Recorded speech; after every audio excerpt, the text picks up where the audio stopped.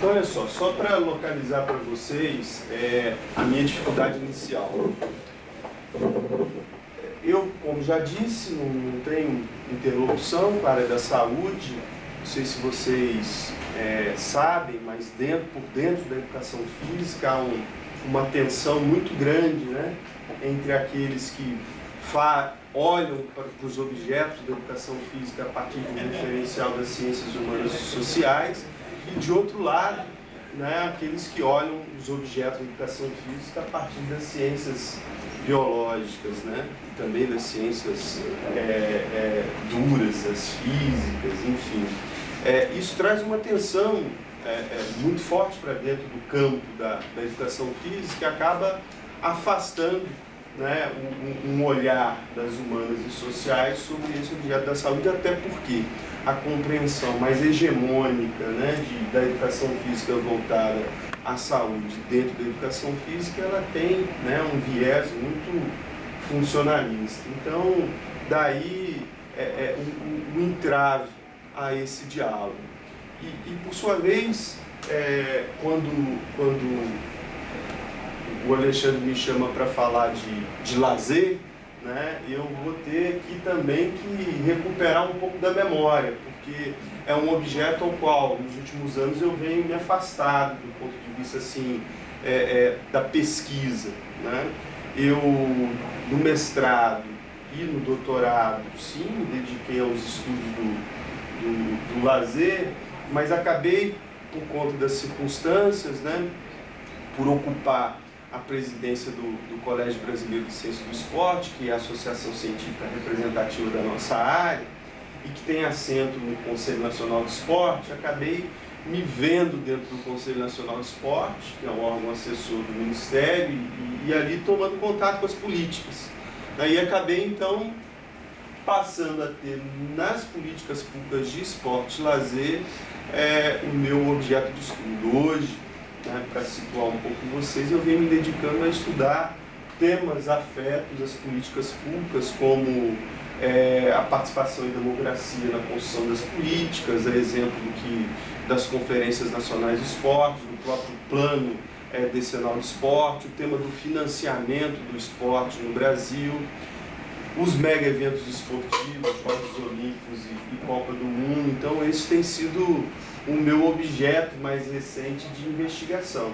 O tema do lazer é um tema que, por conta, acho que da repercussão que alcançou, a tese vira e mexe, né, alguns convites vêm no sentido de eu falar sobre o lazer, mas cada vez menos, né? Então o Alexandre ainda é um leitor aí da tese e acho que se sentiu estimulado, então, com o debate ali proposto, a me convidar para presencialmente a gente poder conversar. Mas, então, queria adverti-los em relação a esses limites, tá? Então, o que eu vou fazer aqui hoje é recuperar para esse tema, recuperar um pouco a discussão que eu já fiz lá atrás, tá? E que concluí lá em 2005 com um doutorado, e espero que a gente possa juntos, né, avançar então a partir daí. A ementa que o Alexandre propôs, né, e que veio depois do convite do tema, né, depois que eu fui ver a ementa, que eu fui ver, né, a sinuca de bico em que eu havia me colocado, né. Ela é bastante desafiadora, porque ele já anunciou aqui inicialmente, parte da ideia dos conceitos, né? Então ele quer um pouco pensar os conceitos, desdobramentos desses conceitos sob o ponto de vista da ação política efetiva no campo do lazer, e acho que a interlocução aí com o tema do desenvolvimento humano e das políticas sociais mais afetas ao campo da saúde, né? Então, a opção que eu fiz, né, foi recuperar a minha tese de doutorado. Na realidade, nessa tese eu desenvolvo 10 teses, né, e essas 10 teses não é uma opção religiosa, né? Mas acho que elas conferem aí uma trilha que a gente pode seguir aqui, porque passa pelo debate conceitual até chegar no tema das políticas, né? Mais especificamente no tema das políticas de lazer, mas eu acho que aí a gente pode abrir alguma discussão, porque entra no debate sobre direito social, sobre a construção da cidadania, e aí a gente, né, avança na interrupção, mas desde que provocado por vocês, né, pro específico da saúde. E aí eu acho que a gente pode adotar uma metodologia que vocês precisam esperar eu terminar, né, para se colocarem, né? Se vocês quiserem interromper, quiserem se colocar e fazer alguma problematização, sintam-se à vontade aí para interromper. Então, antes de entrar na tese, ou nas teses, né, um esclarecimento, né? Que lazer é diferente de ócio, né? Mas se a gente abre, né, uma interlocução com a América Latina e com os países, especialmente Espanha, né, a gente vai ver que a palavra lazer inexiste no vocabulário deles, né? E como eu sei que vocês, no campo da saúde pública, têm um diálogo muito forte, né, com a América Latina, no campo da promoção da saúde, né, então vocês não vão ver essa palavra lazer na literatura de língua espanhola, porque não existe, né? Eles tratam o lazer como ócio, mas aí é preciso fazer uma distinção, né? Que eles não tratam o lazer como ócio a partir do ideal clássico lá de Scolé, né? Muito menos o ócio, né, romano e clássico também, e o ócio da Idade Média, que está ligado à ideia dos divertimentos populares, né? Mas um ócio, o chamado ócio burguês pós-revolução industrial, né? Então, eles fazem essa distinção sob o ponto de vista histórico do ócio. Quando a gente entra na modernidade, no pós-revolução industrial, é que a gente vê o surgimento do lazer, né? E vários países, então, vão ter esse vocábulo incorporado às suas línguas, né? O que ocorre com os países de língua espanhola é de manter a palavra ócio para denominar, então, o que a gente vai reconhecer enquanto sendo lazer. Mais adiante a gente vai entender um pouco essas distinções. Mais adiante não, acho que a gente já começa a perceber isso, né, agora. A primeira tese, então, que eu desenvolvo é de que o lazer é um fenômeno tipicamente moderno, portanto, uma invenção cultural bastante recente. Porque há no campo do lazer, principalmente no debate conceitual, muitos autores que vão identificar o ócio lá da antiguidade clássica, dos gregos, como lazer, né? E vão chamar aquilo de lazer, né? Então é uma impropriedade você olhar para aquilo que acontecia lá atrás, né, das atividades dos homens livres na Grécia Antiga, e chamar aquilo de lazer. É um anacronismo, é você colocar um conceito fora do tempo, porque o conceito de lazer ele surge bem mais recentemente para identificar práticas que são mais contemporâneas. É a mesma coisa que você olhar uma prática corporal tradicional das nações indígenas e chamar aquilo de esporte. É colocar um conceito fora de lugar, identificar uma prática que não tem nada a ver com a nossa cultura e, a partir do nosso olhar, da nossa cultura, conceituar aquilo, enquadrar aquilo segundo o nosso conceito.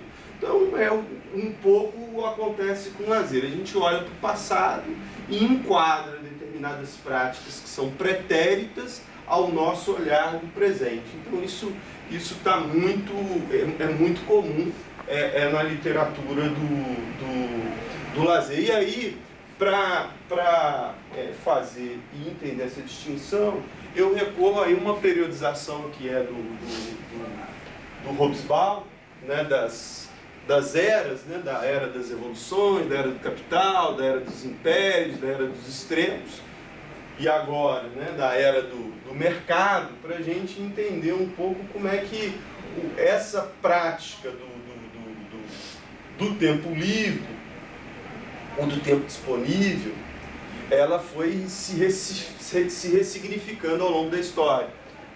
Então, se a gente pensar, né, na era das revoluções, compreendendo o lazer enquanto uma invenção moderna, o que existiam eram jogos e passatempos, da aristocracia palaciana, e não da burguesia palaciana, né? Com o fim, né? Com o fim do processo na transição da baixa para a alta Idade Média, com o fim da suzerania e implantação dos governos, né, soberanos, você tem a vinda da aristocracia ou dos senhores feudais para os palácios, né?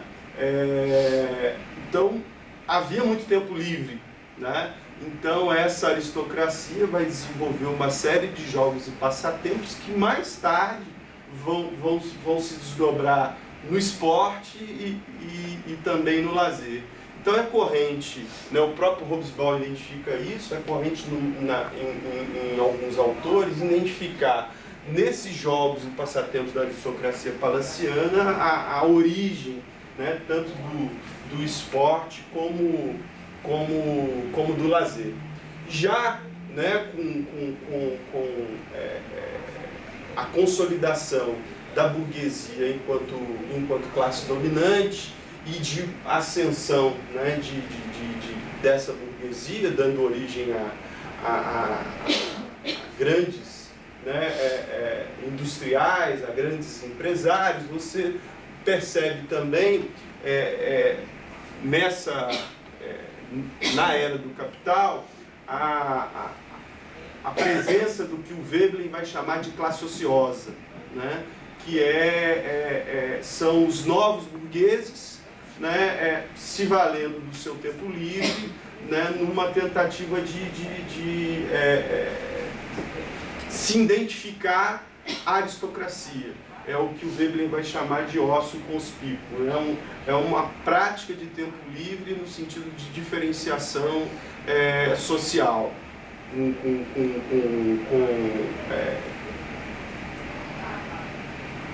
as práticas de tempo livre sendo utilizadas no sentido de adquirir status, né? Então isso está muito presente entre essa burguesia ascendente que enriquece, né, rapidamente com o desenvolvimento do capitalismo. Agora, o Hobsbawm tem uma passagem na Era dos Impérios que ele vai identificar a invenção tanto do esporte como do lazer num processo de diferenciação de classe, do quem é quem entre a burguesia e os trabalhadores, né? E ele vai localizar isso num processo de associativismo, né, inicialmente da burguesia, que vai dar origem aos clubes. Então é nesse momento aqui da Era dos Impérios que a Inglaterra leva o seu modo de vida, né, para os países colonizados, que a gente vai perceber então o surgimento dos clubes, do esporte, do lazer, né? Não é diferente no Brasil, né? Quando os ingleses vêm para o Brasil, né, construir as ferrovias, as redes elétricas, na virada do século XIX para o século XX, né, participando aqui do movimento de proto-industrialização brasileira, com a indústria têxtil, eles vão trazer o maquinário, né, vão trazer os operários ingleses para fazer a montagem disso, e esses ingleses vão trazer de contrabando o seu modo de vida, né, vão trazer os clubes, vão trazer o esporte, vão trazer o lazer. Então é assim, é nesse momento que o esporte chega no Brasil, né, e também o lazer. Então o esporte e o lazer, eles funcionam como uma maneira de diferenciação de classe. Eu me identifico a partir do clube ao qual eu estou associado. No futebol a gente vê muito isso, né, ainda hoje, né? O Corinthians, né, o time, né, mais ligado às classes populares, você vê, né, Palmeiras não uma distinção de classe, mas de identidade com a nação, a colônia italiana. Agora, né, na Argentina você vê o Boca e os Milionários, né, que é o River, né? Em várias cidades você vê isso também, no caso aqui de Goiânia, o Goiás e o Vila Nova, enfim, né? Então há essa distinção de classe definida a partir do clube ao qual eu me associo. E isso está na origem dos clubes, né? Do processo de associação. Então o esporte ele era também um elemento de identificação de classe. E também pelas modalidades. Você tinha modalidades mais praticadas, né, pela burguesia, o tênis, a esgrima, né, enquanto você tinha também modalidades que surgem no âmbito das classes populares. O boxe, né, o próprio futebol vai ganhar o gosto das massas logo de início. Então, o Robesal vai localizar esse processo de invenção do esporte ou de invenção do lazer nesse momento em que a Inglaterra hegemonizava, né, a economia mundial, levando, né, para os países colonizados aí também o seu modo de vida. Agora, nesse período da Era dos Extremos, né, que vai de 14 a 91, que é o fim, né, da União Soviética, você percebe o desenvolvimento tanto do esporte, mas aqui falando do lazer, em duas direções. Uma enquanto concessão, né, porque pelo lazer eu conseguia, ou pensando aqui do ponto de vista das políticas, né, de disciplina moral e física da força de trabalho necessária à produção e reprodução do capital. Pelas políticas voltadas às práticas corporais, pelo lazer, eu chegava no trabalhador no sentido de garantir a sua constituição física, né? Eu costumo dizer para os meus alunos de graduação que a educação física ela é filha, né, de um militar com mania de grandeza, que é o eugenismo, e de uma médica com mania de limpeza, que é o higienismo, né? Então a educação física surge nesse contexto, e o lazer também vem por aí, né? Então, numa perspectiva de garantir uma raça forte e livre, né, de problemas de saúde. Então a educação física surge nesse contexto. As primeiras iniciativas no campo do lazer no Brasil, com centros de menores operários, com centros de recreio, também vem, né,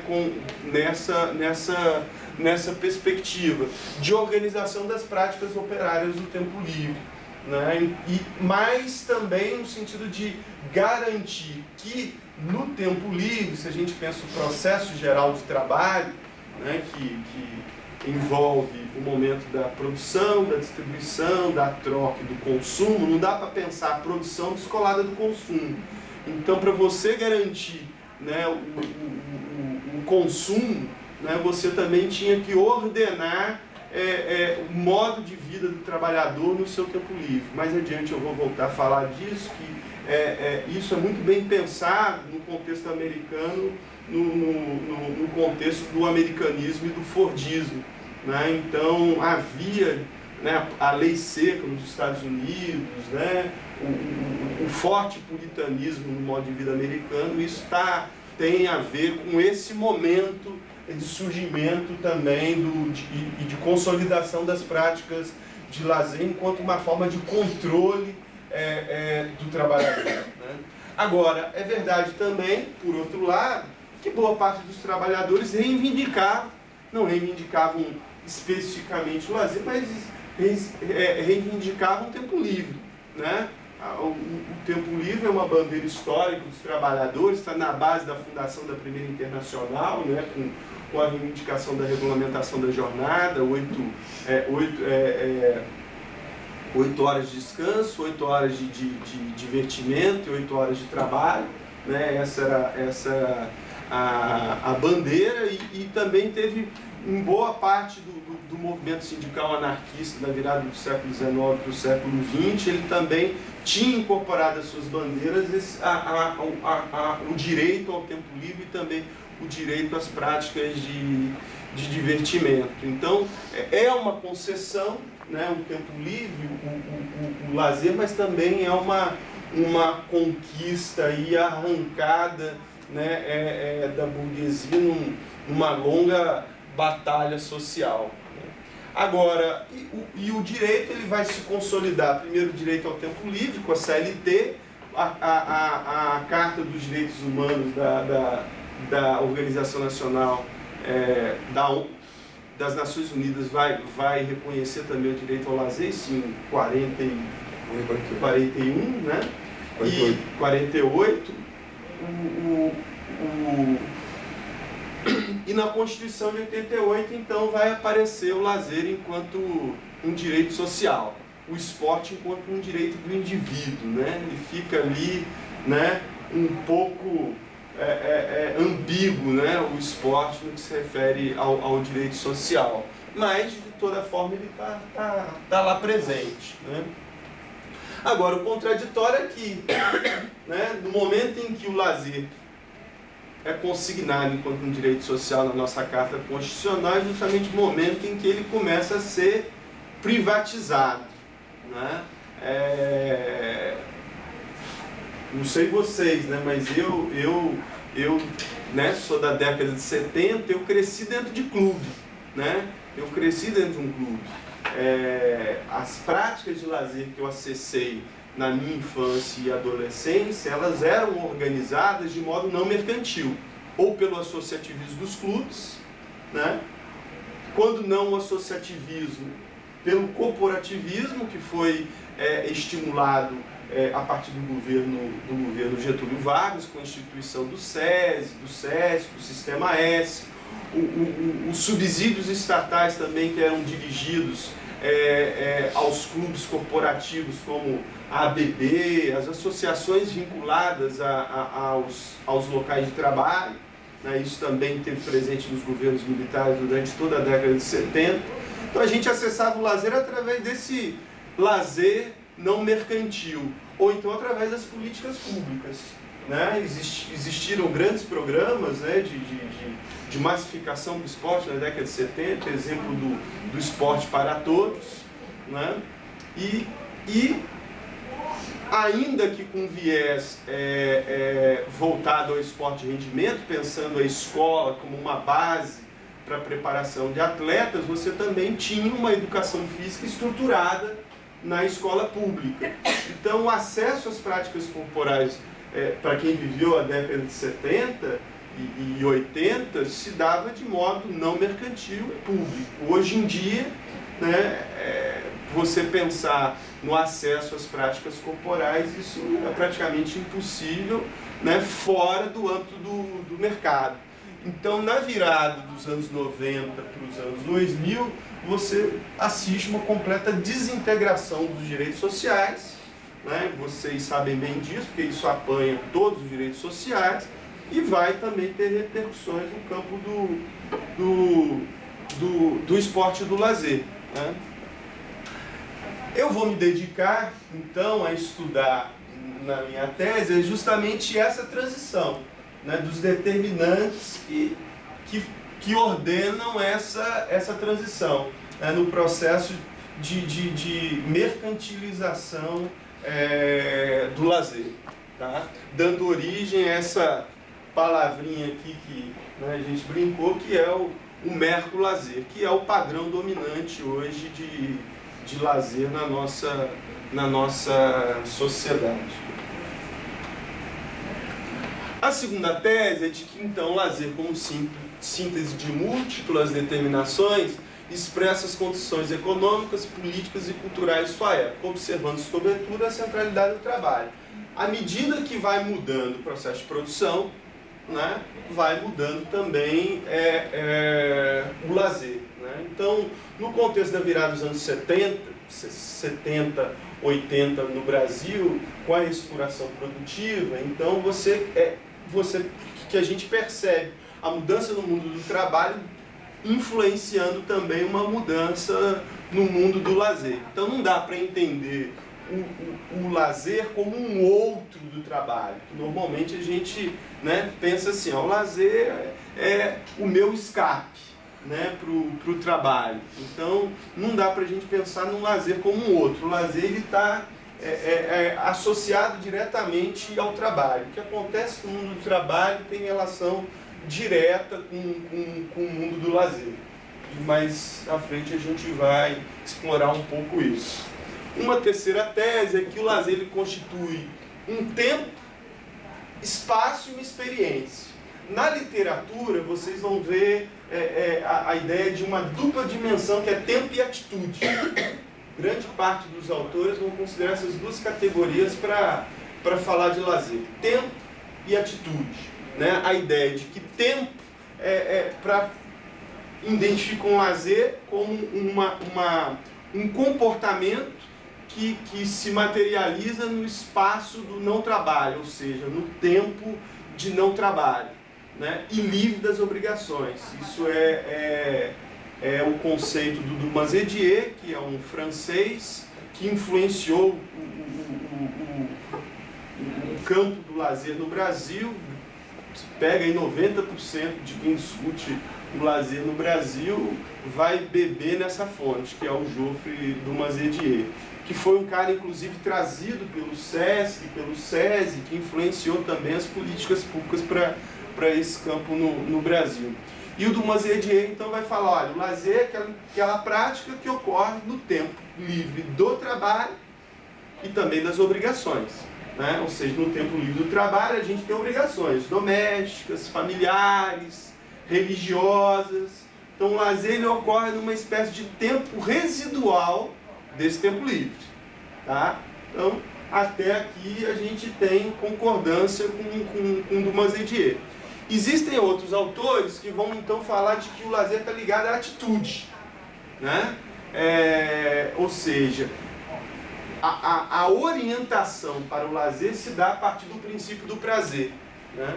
Então, o que me move em direção a uma prática de lazer é o prazer. Agora, o que ocorre é que isso traz um tipo de leitura que, se o meu trabalho é prazeroso, ele vira lazer, né? E a gente ouve isso muitas vezes, né? No senso comum, na mídia, né? O sujeito trabalha em casa, né? Então aquilo acaba sendo um lazer para ele, né? Eu tinha essa ilusão, né? Sendo professor de educação física, né? Ia acabar tendo, né? O meu trabalho ia ser prazeroso, portanto ia ser praticamente um lazer, né? É uma ilusão, né? Então, esse tipo de visão está muito presente também, né? Só que são práticas com estatutos totalmente diferenciados, né? Então, trabalho é trabalho, lazer é lazer, né? Então, cada um tem... E a mulata não é a tal. Hã? E a mulata não é a tal. Então, o que ocorre com a perspectiva quando você tenta olhar para o lazer, entender o lazer perspectiva da atitude, você acaba tendo um olhar muito subjetivista do lazer, que é o sujeito, é o olhar e a experiência, o sentido o sentido, não a experiência, o sentido que o indivíduo atribui à prática que lhe confere a verdade. Né? Ou seja, se o sujeito percebe aquilo como sendo lazer, então aquilo é lazer. Então é uma leitura muito subjetivista. Então você tem esses dois extremos aí, uma leitura mais objetivista, né? O que define o lazer é o comportamento empreendido pelo sujeito no tempo residual do tempo livre do trabalho, né? E de outro lado é a noção de prazer que orienta, então, define o que é lazer. Então, olha, para mim é importante considerar essa categoria de tempo, né?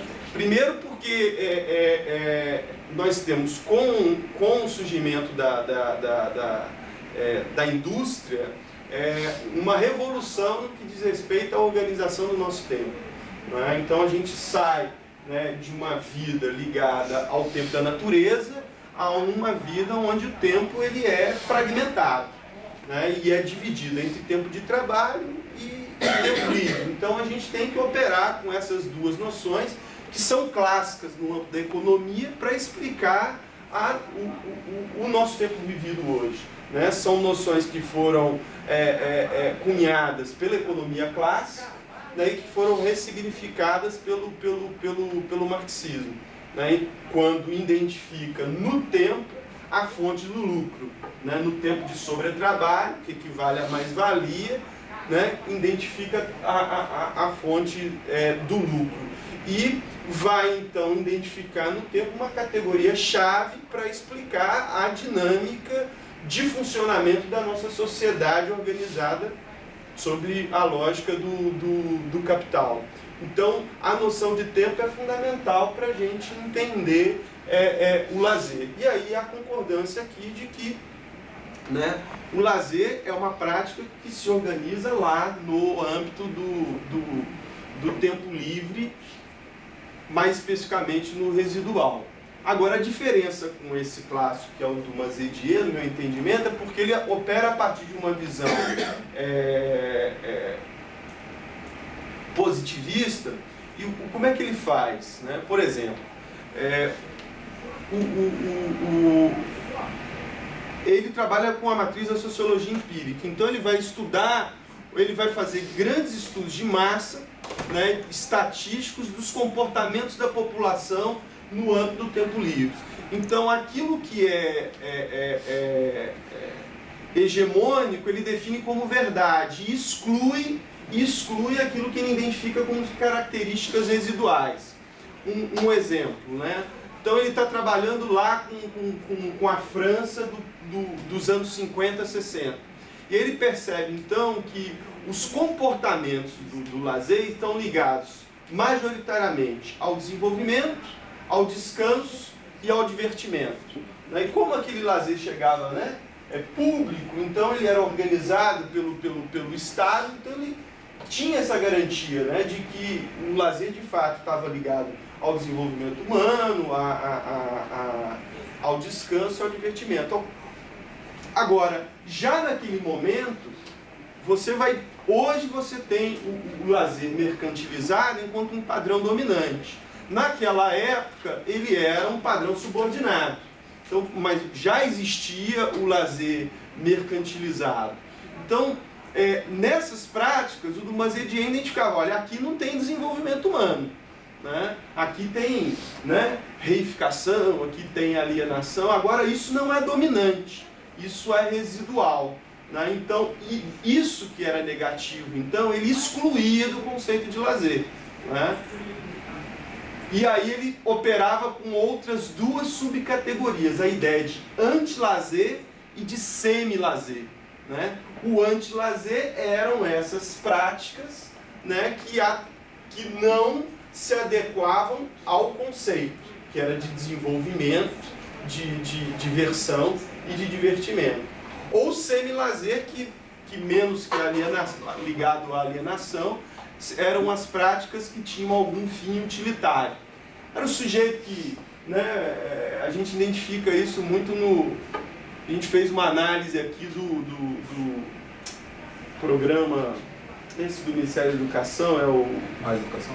Não, o Escola Aberta, né, e que eles têm oficinas, né, de artesanato, várias oficinas dentro da escola e criam, né, de geração de renda. Então aquilo que inicialmente foi pensado enquanto um programa de lazer acaba trazendo um efeito que é, naquele espaço, as pessoas pensarem na aquisição e no aprendizado de ofícios enquanto uma possibilidade de renda. Né? Então, o Dumas Edier então, chamaria isso de um semi-lazer, porque a pessoa ela entra naquilo que originalmente é uma prática de lazer, mas já vai buscar renda que não está no estatuto do lazer. Então, isso acaba sendo enxergado por ele como uma prática de semi-lazer. Então, eu trabalho com a perspectiva de tempo aqui, mas sem desconsiderar a ideia de experiência. E aí sim pensar que o que leva as pessoas para o âmbito do lazer é sim o prazer, e o que organiza o lazer é a ludicidade. Então, a ludicidade ela é algo que está, né, é algo que identifica o lazer. Agora, o prazer é algo que me orienta. Agora, pode ser que eu não tenha prazer nas atividades de lazer. Agora, isso não faz com que o lazer deixe de ser lazer porque eu não tive prazer. Um exemplo, eu vou no Pacaembu ver o Corinthians, e o Corinthians perde.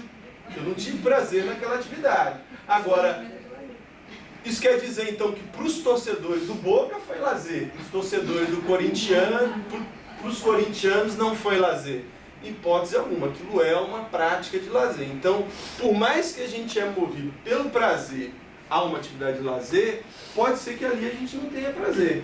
Né? Eu vou para uma excursão de férias organizada aí por um pacote de turismo, uma empresa turística qualquer. Aí chego lá, né, um lazer totalmente estruturado, hora para sair do hotel, hora para chegar no hotel, um guia chato, ou seja, não tive prazer nenhum naquela viagem. Mas isso não faz com que aquilo deixe de ser lazer. A motivação primeira do sujeito foi o que move as pessoas para o lazer, é de fato o princípio do prazer. Agora, é preciso pensar que o lazer ele também combina tradição e modernidade. Ele incorporou aquele conjunto de práticas que já existiam antes mesmo do seu surgimento, da sua invenção, a dança, os jogos populares, os passatempos, ele incorpora isso e também traz algo de novo, que é o contemporâneo, dos modos de diversão presentes, que passam pelos jogos eletrônicos, que passam pelas práticas de divertimento presentes de hoje. Então, ainda que o lazer seja uma invenção moderna, no contexto da industrialização, da urbanização, ele vai incorporar aquilo que vem do passado, né? Vai ressignificar e trazer também muitas outras práticas novas. Então ele está aí nesse movimento da tradição e da modernidade.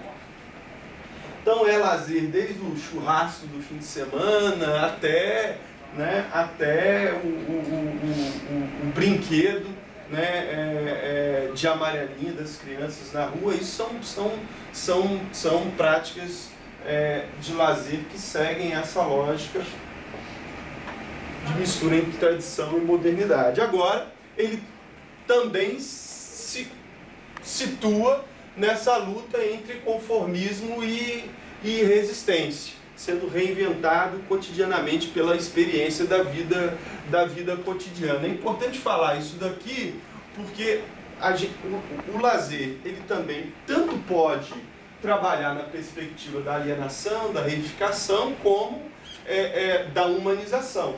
Né? Então o lazer ele também sofre essa contradição. Né? Ele tem essa positividade, como também ele pode ser negativo no sentido da alienação e da reificação. Então, quando o lazer chega e bate no chão da experiência, há conformismo e resistência da população ou das pessoas em relação a essas práticas que chegam. Né? Então ele vai ser ressignificado, ele vai ser incorporado ao modo de vida de forma passiva. Então é preciso entender o lazer nesse jogo. E sempre se misturando, sincretizando aqui, né, cultura popular indústria cultural e cultura erudita, tudo isso se mistura nas práticas de lazer. Né? Então esse movimento de rebaixamento do erudito, de refinamento do popular pela indústria cultural é algo que está na base também do lazer desde da transição do século XIX para o século XX e que agora isso se evidencia muito mais. Então o lazer ele vem e vai se transformando no tempo de longa duração. A alteração fundamental. Então, eu falei lá de espaço, porque algo também que identifica muito o lazer são os equipamentos. Né? Eu identifico muito o que é lazer por um equipamento. Né? Aí existe uma discussão sobre o que é equipamento específico, o que é um equipamento não específico. Por exemplo, uma quadra, todo mundo reconhece enquanto um ginásio, todo mundo reconhece enquanto um estádio de futebol, todo mundo reconhece enquanto um campo, um equipamento, um espaço específico de lazer. Então o lazer também se define muito pelo espaço. Agora, existem espaços que não são específicos.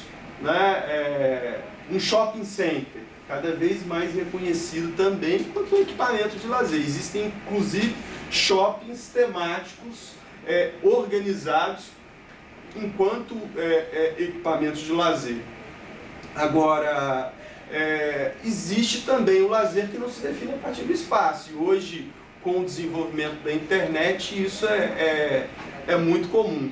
Então, pensar o lazer como um lugar e também enquanto um não lugar de organização da cultura perpassado por relações de hegemonia, radicando-se, portanto, em diferentes visões de homem e de mundo. Então é importante chamar a atenção, né, pensar o lazer enquanto um espaço de organização da cultura. E que se é um espaço de organização da cultura, que trabalhando com as referências, né, gramscianas, é um espaço também de relações de hegemonia, e que, portanto, cabe ali dentro a batalha das ideias, né, em torno de diferentes visões de homem e de mundo. Então, é preciso intervenção nesse espaço, né? É preciso luta nesse espaço. Né? É preciso entender que o lazer traz diferentes visões de homem e de mundo e que, então, preciso política pública nesse espaço no sentido da sua transformação. Então, eu vou desdobrar isso mais para frente. E aqui eu chego, então, na sexta tese, que é central, que é de que o lazer, sob um ponto de vista sistêmico, e aqui eu vou parar um pouco para desenvolver, ele não mais responde à função de produção e reprodução moral e física da força de trabalho, o que se expressa por um processo de subsunção formal, pois ele é refuncionalizado e assumido uma posição de subsunção real ante as necessidades de produção ampliada do capital. Então deixa eu fazer uma introdução disso para depois desdobrar. O que eu estou dizendo aqui? Lá atrás, quando eu disse, olha, nos anos 70, anos 80, o lazer chegava para a gente através de políticas públicas, de organizações não mercantis, os clubes, associações, corporações, escola. É por aí que as práticas corporais e o lazer chegavam até a gente. Né? Hoje, né, a gente cada vez mais só tem acesso ao lazer através da forma mercadoria. Então, o estatuto que o lazer assume hoje passa pela forma mercadoria. Então, essa é a forma dominante do lazer hoje na nossa sociedade. Antes dos anos 70 não era assim. A forma mercadoria era uma forma subordinada. Ela não era a dominante. Isso acontece porque o lazer antes ele tinha uma função ligada à produção e reprodução da força de trabalho. Ou seja, aqui vem aquela ideia do surgimento do lazer na lógica da organização do tempo livre dos operários. Né? O lazer ele é inventado. Por exemplo, se vocês forem, eu trouxe uma mochila, tá lá. Tem acho que o Alexandre conhece, um autor que é espanhol, que para mim é uma das obras mais completas, assim, no sentido de mapear os estudos do lazer, que é um espanhol, que é o Munier. esse livro que se chama Psicossociologia do Tempo Livre. E aqui ele vai fazer um pouco o mapa do desenvolvimento dos estudos do lazer. Os primeiros estudos do lazer que surgem no mundo, né, são nos Estados Unidos, em Chicago, justamente na década de 20 e 30, onde se institui o americanismo e o fordismo, em que você tem uma preocupação com o tempo livre do trabalhador fora da fábrica. Porque você tem ali, né, a lei seca surge nesse contexto, o controle do alcoolismo, você vai ter o controle das práticas que são degenerativas da força de trabalho. Né? Então você tem você começa a perceber intervenções do Estado no sentido de garantir a produção e reprodução da força de trabalho necessária àquela forma de organização do trabalho, baseada no operário massa, onde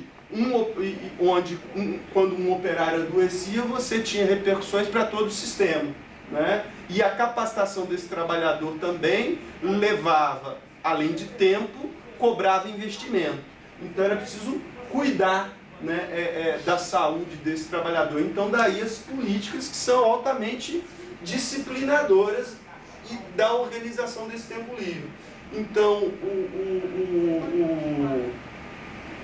o americanismo e o fordismo vão ter essa preocupação de organizar as práticas do tempo livre desse trabalhador. E daí então que vão surgir as primeiras intervenções públicas no sentido da recreação operária, ou seja, das práticas de lazer do trabalhador. Então, há aqui um processo de subsunção ou de subordinação formal do lazer ao capital, porque ele não é uma mercadoria, por mais que contribua para o processo geral do trabalho, produção, distribuição, troca e consumo. Né? Então, ele nesse momento, no processo geral de trabalho, ele está muito mais ligado ao momento da produção do que ao momento do consumo. Né? Então, o lazer ele é organizado no sentido de garantir a produção em funcionamento, daí intervenção direta sobre o trabalho ou a força de trabalho. E ele vai também, na lógica do direito, enquanto concessão, se vir enquanto uma espécie de salário indireto para liberar o trabalhador para o consumo organizado àquele momento da célula familiar. Né? Porque o modo de produção naquela época, né, tinha na produção de bens de alto valor agregado a sua centralidade. O que se produzia naquela época eram carros, eram geladeiras, ou seja, eu precisava contrair crédito ou fazer poupança para consumir esses produtos, né, que tinham alto valor agregado. Para isso, então, eu tinha que economizar no meu tempo livre. Né? Então, o lazer ele chegava, e não só o lazer, mas a educação, a saúde, o conjunto da cesta dos direitos, chegavam para a gente enquanto uma espécie de salário indireto, para liberar o meu salário para esse tipo de consumo. Né? Então, essa é uma leitura que a gente faz do lazer e do conjunto dos direitos nesse momento. Ocorre que com o fim do Estado Social, né, o advento do Estado mínimo, das políticas neoliberais, da reestruturação produtiva, você tem uma refuncionalização do lazer em direção à forma mercadoria. Então, se o lazer antes estava vinculado à produção e reprodução da força de trabalho, agora ele vai estar diretamente subordinado à produção e reprodução do capital, porque ele próprio se transforma numa mercadoria.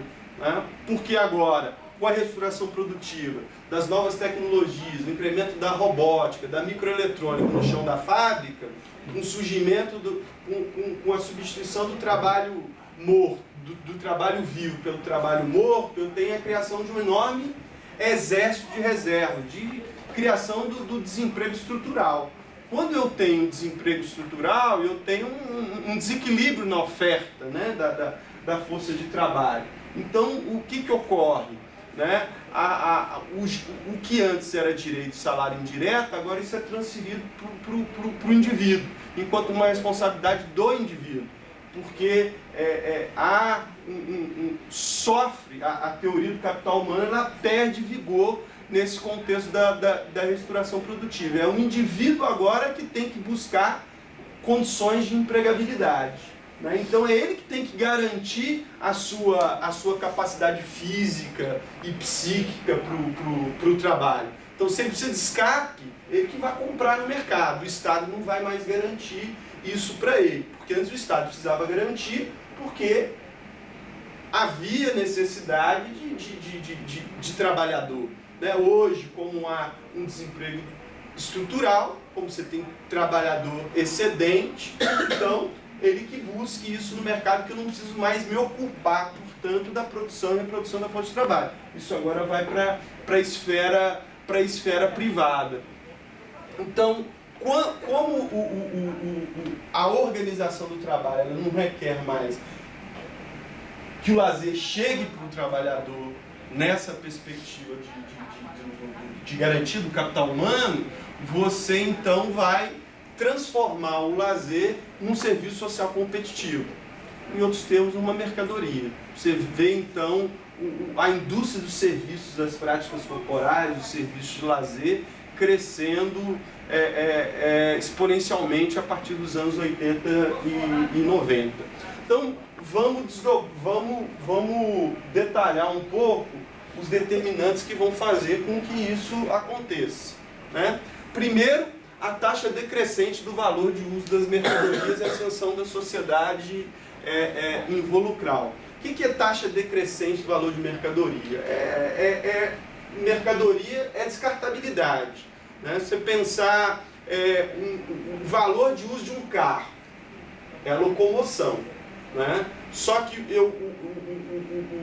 o valor de uso ele vai ficar subsumido em função do valor de troca. Né, que é o fetiche. Hoje eu compro um carro muito mais pelo fetiche do que pela sua utilidade. Né? Agora, ainda assim, o carro-chefe para vender carro é a locomoção. Agora, pense lá, vou voltar aqui à minha infância e adolescência, né? Quando eu andava lá de Corcel 2, de Opala, né?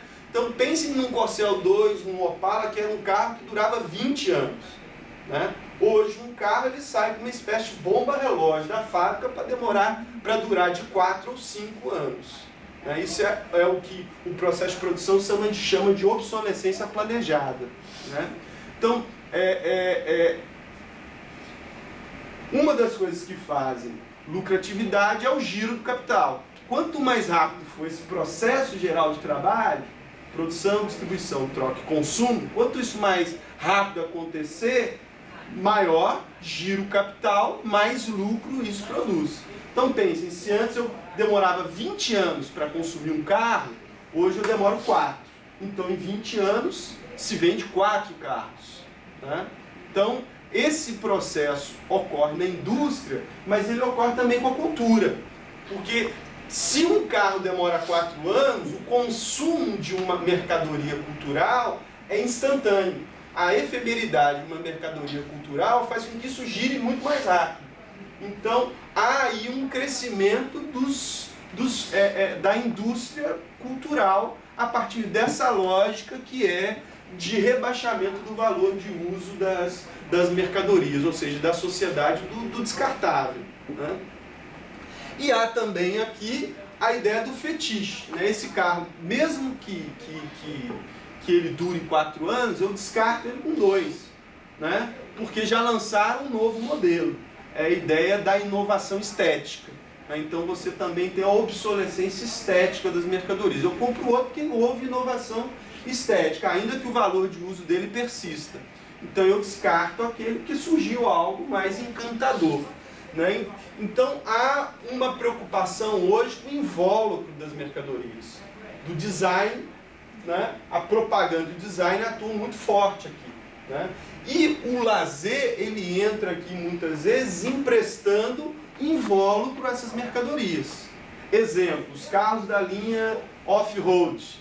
né? Vocês vão ver aí, EcoSport, tudo isso. Eu compro o carro porque ele vem embaladinho como um carro de lazer. Eu não vou usar aquele carro, posso comprar aquele carro e nunca usar ele para essa finalidade. Mas isso, do ponto de vista do capital, a subutilização também está prevista, né? Eu posso comprar uma mercadoria e nunca usar, né? A compra por impulso que às vezes ocorre, né? Isso também, sob o ponto de vista do capital, a mercadoria, o lucro se realiza a partir do momento da troca, né?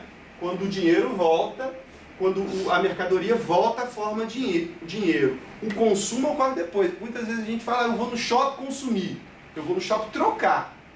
Eu vou trocar dinheiro por mercadoria, né? A mercadoria se realiza ali, quando ela vira dinheiro. O consumo vem depois, né? Então eu posso ir no shopping e comprar uma camisa, mas pode ser que eu nunca venha consumir essa camisa, usar essa camisa. Eu vou na concessionária e compro o carro. Eu troco dinheiro por carro, né? O consumo desse carro se dá em 4 anos, em 10 anos, em 2 anos.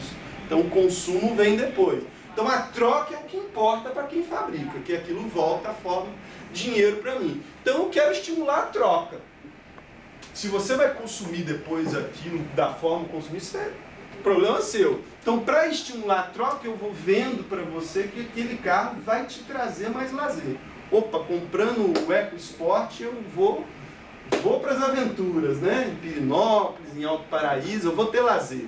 Então, o lazer ele acaba emprestando invólucro, papel presente para determinadas mercadorias. Então, aqui, olha, o lazer ele é determinado e também determinante do trabalho, não é só linha de mão única. Mais à frente eu vou voltar a esse tema aqui para falar um pouco de academia, que vocês estão trabalhando com a academia da cidade, né? Academia da saúde, né? Era academia, surgiu como academia da cidade, né? Então depois eu vou falar um pouco disso, né? Taxa crescente de exploração do trabalho.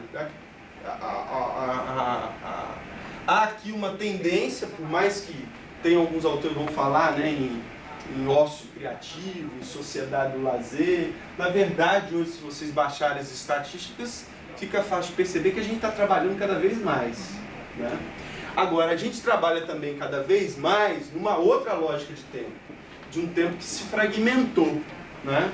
Então, o Dumas Edier, esse autor clássico, ele opera com 4 noções de tempo livre. O tempo livre de final de ano, não, o tempo livre final do dia, o tempo livre final do dia, o tempo livre do final de semana, o tempo livre do final de ano e o tempo livre final da vida, né? Ou seja, terminei meu trabalho hoje, vou descansar. O descanso remunerado de final de semana, as férias, o tempo livre final de ano e o tempo livre final de vida, que é a aposentadoria. A gente pega aí, a Dilma quer botar a gente para trabalhar até os 90, né? O tempo livre final de vida também vai encurtado, né? Jornada, para além da jornada regular, os estudos de estatística mostram que a gente está trabalhando cada vez mais. O tempo de final de dia e de final de semana também encurtados. Direito a férias, até bem pouco tempo tramitava no Congresso a fragmentação das férias, né? Em 1/12, para ela poder ser incorporada ao salário. Então também está em xeque também o tempo livre de final de ano. Então há um encurtamento desse tempo livre, né? Então, e mesmo o padrão, se olha, pensar, os pacotes de férias que eram vendidos nos anos 80 eram de 20 dias, a média. Os pacotes de férias hoje que as agências operam é de 3 a 7 dias. Então você tem também o tempo livre ele fragmentado e descontínuo. Então a nossa experiência de tempo livre é bem diferente da experiência de tempo livre vivida há algum tempo atrás. E isso tem que ser pensado quando a gente planeja políticas públicas, porque também ela é vivida de modo diferenciado pelo indivíduo, né? E sem tempo livre não há não há esporte, sem tempo livre não há lazer, sem tempo livre não há ginástica de academia, então a gente precisa de tempo livre. Então a gente tem que ficar atento de como é que é essa experiência de tempo livre. Agora, como esse tempo livre é curto, e muitas vezes o sujeito vai para o tempo livre, vai para o lazer pensando no escape. Então eu preciso ofertar aquele prazer, que é o que move ele em direção ao lazer, e como eu estou vendendo o lazer, eu tenho que ofertar para ele o máximo de prazer possível. Tem que comprar essa prática. Então esse prazer ele tem que ser cada vez mais instantâneo, mais intenso. Então isso vai fazer também com que as práticas de lazer mudem, né? Então, como eu tenho que garantir esse prazer e esse instantâneo para o sujeito, então nós temos práticas de lazer voltadas ao êxtase, né? Então por isso que você vê as indústrias que mais crescem, a indústria da pornografia e da prostituição e a indústria do narcotráfico, né? E são práticas de lazer cada vez mais crescentes. As festas regadas à droga, né? E a prostituição. Então essas são práticas de lazer que a indústria, ainda que ilegal, trabalham com elas. Por quê? Porque essa é a forma de lazer que mais vende, que garante o prazer instantâneo e imediato, tendo em vista essa experiência do tempo de vida e intensificação do trabalho vivida pela maioria da população. Opa! A disjunção entre produção de riqueza e necessidades humanas. Isso tem a ver com o tema do desenvolvimento humano. Essa tese aqui é de um alemão, que é o Haug, que tem um livro que se chama Inovação Estética da Mercadoria. Essas duas aqui, essa aqui é antiga, né? É do próprio Marx, mas essa está desenvolvida, né, num livrinho que se chama Condição Pós-Moderna, do David Harvey, né? E essa daqui é do Mesaros, Para Além do Capital, em que ele vai falar, olha, nessa nossa sociedade nós temos uma disjunção entre produção de riqueza e necessidades humanas. Hoje o capital ele produz para sua autorreprodução, né, ampliada, né? Ele não produz em função daquilo que a gente necessita, né? Eu costumo trabalhar com uma parábola que é mais ou menos o seguinte: um sujeito, um vendedor, vai lá para o Alto Xingu, um vendedor de Havaiana, vai lá para o Alto Xingu e vê os índios tudo descalço. Ele liga para a matriz em São Paulo e fala, olha, não adianta mandar nada para cá, porque aqui a turma não tem necessidade de Havaiana, todo mundo anda descalço, né? Ou seja, se não há necessidade humana, não tem produção. Outro vendedor, alguns anos depois, sobe lá no Alto Xingu e vê os índios todos descalços. Liga para a matriz e fala, olha, prepara a propaganda e o marketing, porque aqui o mercado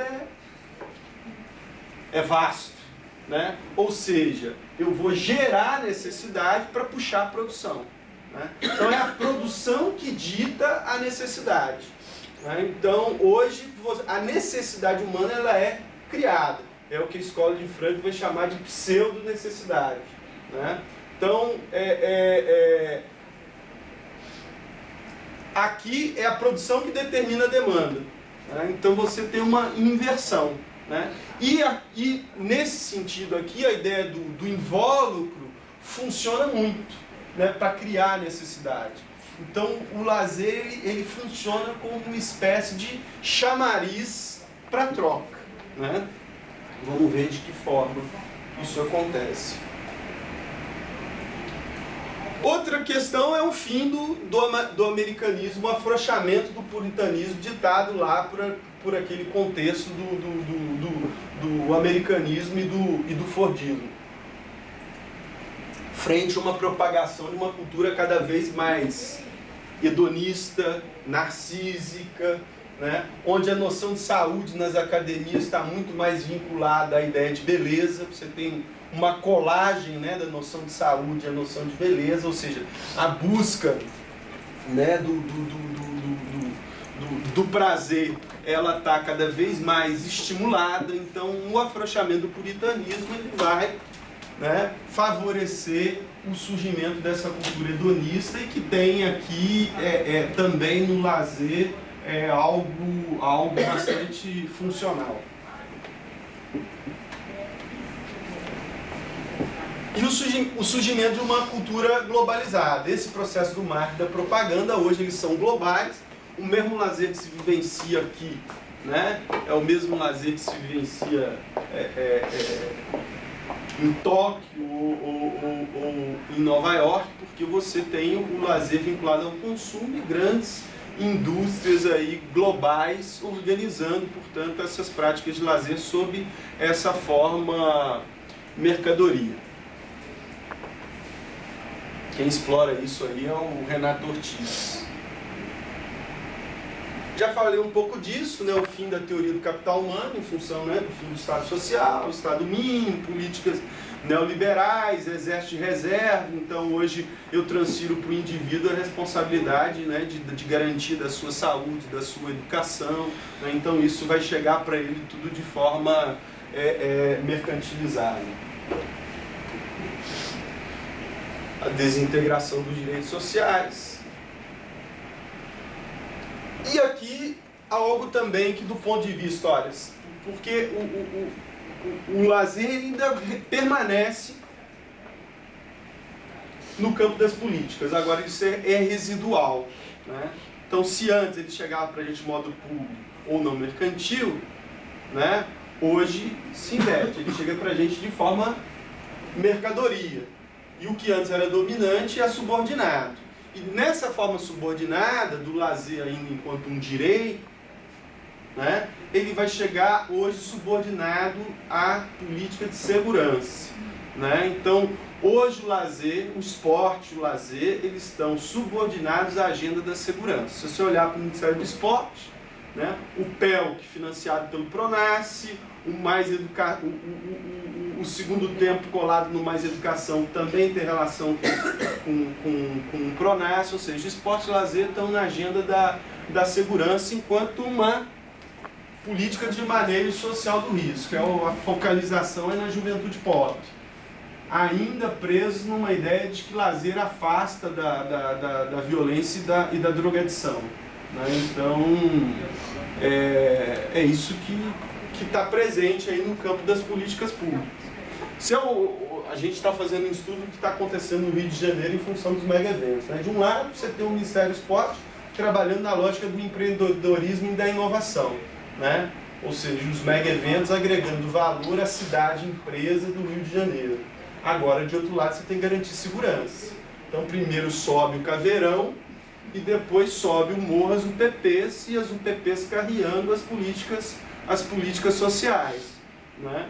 E a perspectiva de universalização do segundo tempo, o PELC também subindo os bolos nessa lógica de manejo social do risco, né? Do risco ao empreendedorismo. Né? Então esse é o mote hoje das políticas de esporte e lazer, subordinadas à agenda da segurança. Né? Se vocês forem lá no Ministério do Esporte, para trazer programa de esporte e lazer só se, né, dá dinheiro, né? Porque o Ministério do Esporte é o primo pobre, atrás de primo rico. Né? O primo pobre é o PELC, o primo rico é o Pronace. Né? Então precisa de primo rico aí para... Vou fazer uma consideração que você, na verdade, claro. Só para esclarecer, né? Até o ano passado nós tínhamos essa parceria com o Ministério da Justiça, né? Acabou?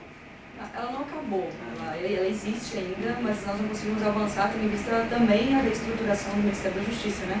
Que era uma visão do ministro Tarso, né? Tarso, de aproximar as políticas sociais, né? E aí o Pronace vinha com essa interlocução, né, com os demais ministérios. O esporte é uma das importantes frentes.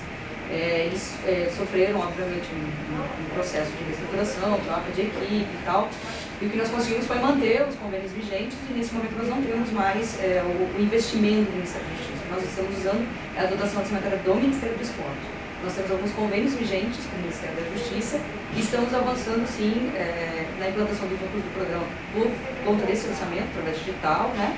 Que inclusive está acontecendo, está no processo de chamamento. E também nessa lógica da segurança a gente está avançando numa conversa direta no caso do Rio de Janeiro, com as comunidades pacificadas, né, com a Secretaria de Estado, mas aí independente do Ministério da Justiça. Né?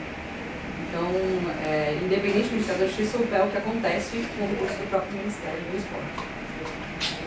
Bem,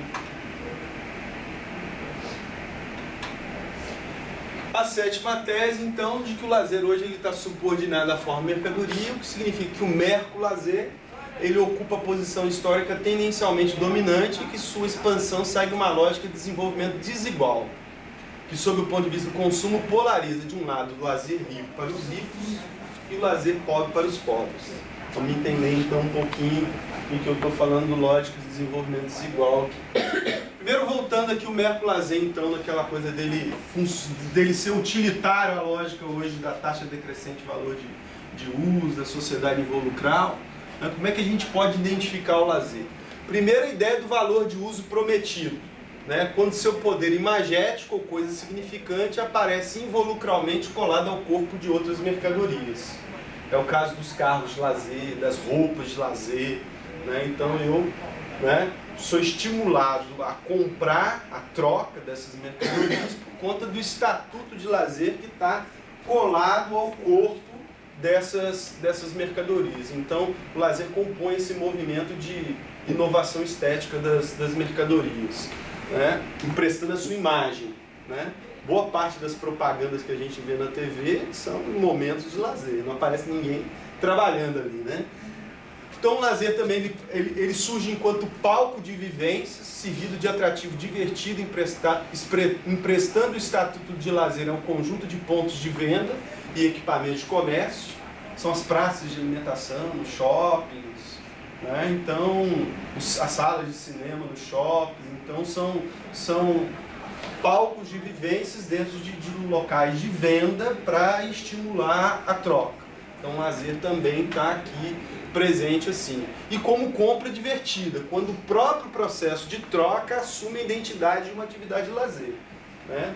Quando eu vou para o shopping passear, né? Não é nem para o centro não é para o palco de vivências, mas eu vou para o shopping só passear e vez ou outra ser capturado por uma mercadoria e cair na compra por impulso, né? Então é a chamada compra divertida.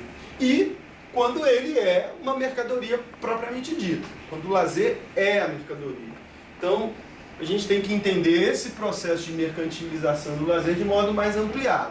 Não só enquanto mercadoria, mas enquanto algo que está presente no mundo da mercadoria, né? Agora, enquanto mercadoria, é preciso fazer aqui, esses dados são do IBGE de 2001, estão desatualizados, que estão lá da tese, mas aqui eu faço então uma brincadeira para mostrar essa coisa do desenvolvimento desigual do lazer, tá? E aqui então eu vou trabalhar um pouco com o exemplo da academia, tá? Na educação física, né, se perguntar-se há alguns anos por que os alunos vieram fazer o curso de educação física, né? Eu e 90% dos meus colegas de sala respondíamos ao professor há alguns anos atrás, né, que a gente entrou no curso de educação física porque a gente tinha alguma experiência anterior com o esporte. A maioria entrava para a educação física por causa do esporte e queria, enquanto campo de intervenção profissional futura, trabalhar no mundo do esporte. Hoje, se eu pergunto para os meus alunos, alguns anos depois, por que entraram no mundo da educação física, é em função, alguns, pela experiência com o esporte. Se eu perguntar numa sala de 50, quantos querem trabalhar em escola? Antes era 1, 2, hoje é comum você ver nenhum levantando a mão, ninguém quer trabalhar com escola. E a grande maioria quer trabalhar com academia e com personal trainer. Esse é a perspectiva de inserção profissional dos nossos alunos da educação física. Aí em função disso, eu comecei a pesquisar esse mundo. Eu fiz uma pesquisa de... A Jane que cochila e você que cai. Fiz uma pesquisinha aí de 2, 3 anos sobre esse mundo de academias e para reunir um pouco mais de informações sobre as academias, para problematizar um pouco essa expectativa dos nossos alunos. Eu costumo colocar para eles assim: Para montar uma academia hoje, porque a academia ela também se desenvolveu, né? Então, o sonho, né, quem queria trabalhar em academia na minha época, era se formar e montar a sua academia, né? Então hoje, se você não é filho de pais ricos, isso não te pertence mais, né? Porque os investimentos para criação de uma academia são estratosféricos, né? Então, mas digamos que o Fernando, o Efraim, né, a Dalila, que são estudantes de educação física, tenham esse sonho. Então o Fernando tem, né, um sujeito muito disciplinado, fez poupança, juntou um dinheirinho, né? O Efraim tem o pai que aposentou, filho único, né? O pai aposentou e vai ajudar ele, né? E a Dalila casou com um cara rico, também está a fim de ajudar, né, nesse investimento. Os três vão juntar e vão montar uma academia. Os dados do Sebrae mostram que quase 80% das pequenas e médias empresas que surgem, né, tem mortalidade de 1 ano. Não passam, a possibilidade dessa academia deles vingar é de 70%. Quer dizer, é de 30%, segundo os dados do Sebrae, né? Agora, se passou do primeiro ano, né, eles vão ter que se preocupar com o quê? Com o desenvolvimento com a competitividade dessa academia. Eles tiveram uma boa formação e vão ter um trabalho na academia de qualidade. Agora, para ter competitividade, eles vão perceber que nesse mercado eles vão ter que rebaixar o valor da mercadoria para ela ter competitividade. O valor que você paga, a mensalidade, né, dessa mercadoria, que são as práticas corporais. Para rebaixar a mensalidade, eles vão ter que atacar a força de trabalho, né? Força de trabalho bem qualificada rebate no valor da mercadoria. Eles não vão ter o que as grandes academias têm, é capacidade de investimento em trabalho morto, para substituir trabalho vivo. É aquele equipamento na academia que você chega lá com o seu programa, em chip, você passa na máquina, a máquina te diz o que você tem que fazer, né? É substituição do trabalho vivo do professor de educação física pelo trabalho morto. As grandes academias hoje estão tudo operando dessa forma, né? Eles não têm capacidade de investimento para isso. Então eles vão ter que atacar na força de trabalho. É aí que eles vão precarizar. Estagiário, trabalhador mal formado, vão ter que rebaixar o valor do salário para não levar isso para o valor final da mercadoria. Então eles vão rebaixar a qualidade do serviço. E para vender, eles vão ter que atuar no prazer. O sujeito vai para a academia pensando no quê? Olha o que move o sujeito para o lazer. É o prazer. Então eu vou para a academia muitas vezes pensando também no invólucro, né? Muitas vezes não, né?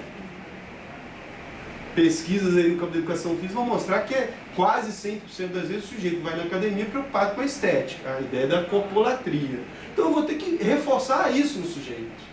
Eu vou ter que vender isso para o sujeito, né? Então eu vou reforçar isso, então a preocupação com a qualidade social do que eu estou vendendo, que é as práticas corporais, isso vai por água abaixo, porque senão meu negócio não se sustenta. Não se sustenta. Então,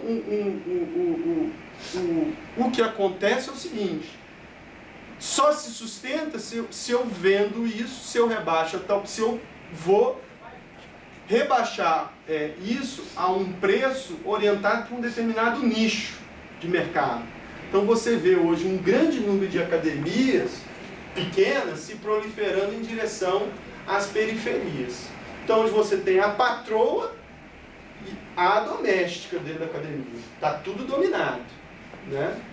Agora, a academia que a patroa faz não é a mesma academia com a mesma qualidade que a sua empregada faz.